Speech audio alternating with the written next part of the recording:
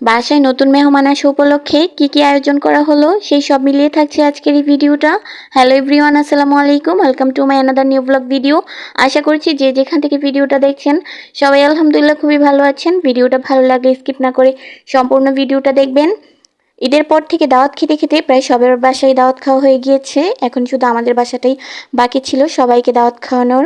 তো লাস্টেই হচ্ছে আমাদের বাসায় সবার জন্য আয়োজন করা হয়েছে। এর মাঝে আবার বাসায় নতুন মেহমান আসবে, তো কে আসবে সেটা আমি পরে বলছি। তো সকালবেলা হচ্ছে আব্বু গিয়ে বাজার করে নিয়ে আসছিল, এটা ছিল আগের দিনের ভিডিও।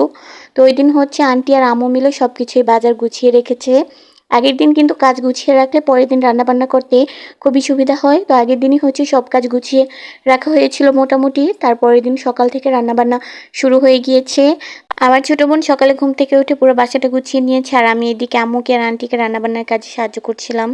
বাহিরে আর ঘরে মিলিয়ে রান্না করা হয়েছে, যেহেতু আমাদের এদিকে গ্যাস নেই তো সিলিন্ডার আর হচ্ছে মাটির চুলায় রান্না করা হয়েছে। বাহিরে হচ্ছে গরুর মাংস রান্না হচ্ছিল, এখানে আন্টি এখানে বসে গরুর মাংস রান্না করছে, আর একটা চুলায় হচ্ছে আম্মু মুরগির মাংস রান্না করছিল। তো গরুর মাংস আর মুরগির মাংস একসাথে রান্না হয়েছে, যেহেতু গরুর মাংসটা রান্না করতে একটু বেশি সময় লাগে সেটা আগে বসিয়ে দেওয়া হয়েছিল। তো এখানে হচ্ছে আম্মু 2 ভাগ করে মুরগির মাংস রান্না করছিল, যেহেতু অনেকগুলো রান্না তার জন্য হচ্ছে অর্ধেক অর্ধেক করে রান্না করছিল যেন ভেঙে না যায় পিসগুলো। তো এখানে হচ্ছে অর্ধেক রান্না করে রেখেছে আর অর্ধেক তারপরে আবার রান্না করছিল। আর এই যে দেখেন গরুর মাংস কালারটা কি সুন্দর এসেছে না, আর খেতেও অনেক মজা হয়েছিল, আর মাংসগুলো একদম টাটকা ছিল। তো যাই হোক, আমি আবার হচ্ছে গিয়ে একটু নাড়াচাড়া দিচ্ছিলাম। মাংস এরকম রান্না করতে দেখলে আমার আবার একটু নাড়াচাড়া না দিলে ভালো লাগে না। তো বাহির থেকে হচ্ছে ওদের রান্না দেখে এসে আমি আবার ঘরের ভিতরে সিলিন্ডারে চিংড়ি মাছ রান্না করছিলাম, আর সাথে হচ্ছে মাছ ভেজে নিয়েছিলাম, যে মাছগুলো দিয়ে ভর্তা বানানো হবে।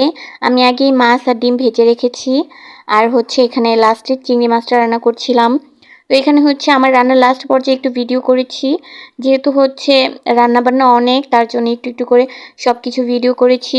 অনেক পুরোটা ভিডিও করতে গেলে লং হয়ে যাবে। তো তারপরে হচ্ছে এই পাশে আবার কারেন্টের চুলার মধ্যে আমি সেমাই রান্না করছিলাম, মানে সেমাইয়ের জন্য হচ্ছে দুধ জাল করছিলাম।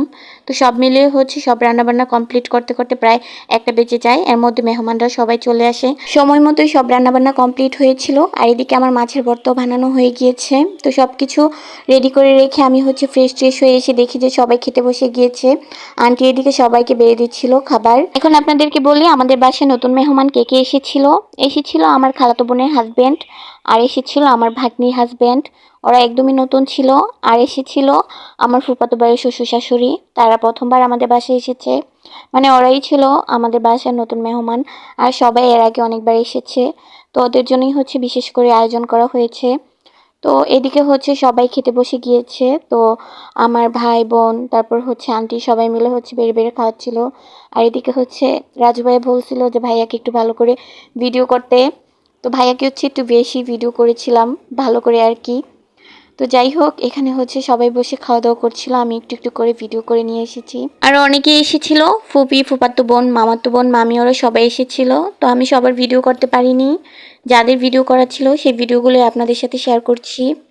বাসা ভর্তি মেহমান থাকলে কিন্তু খুবই ভালো লাগে, আর সবাই একসাথে হওয়ার মজাই কিন্তু অন্যরকম। বছরে একমাত্র ঈদের মধ্যেই সবার বাসায় সবার যাওয়া হয়, আর এমনিতে হচ্ছে কোনো প্রোগ্রাম ছাড়া, বিয়ে শাদীর অনুষ্ঠান ছাড়া কারোর বাসায় তেমন যাওয়া হয় না। তো সবার সাথে দেখাও হয় না, সবার সাথে দেখা হয়েছে, খুবই ভালো লেগেছে, সময়টা খুবই সুন্দর কেটেছে। ইনশাল্লাহ আবার সবাই একসাথে হব।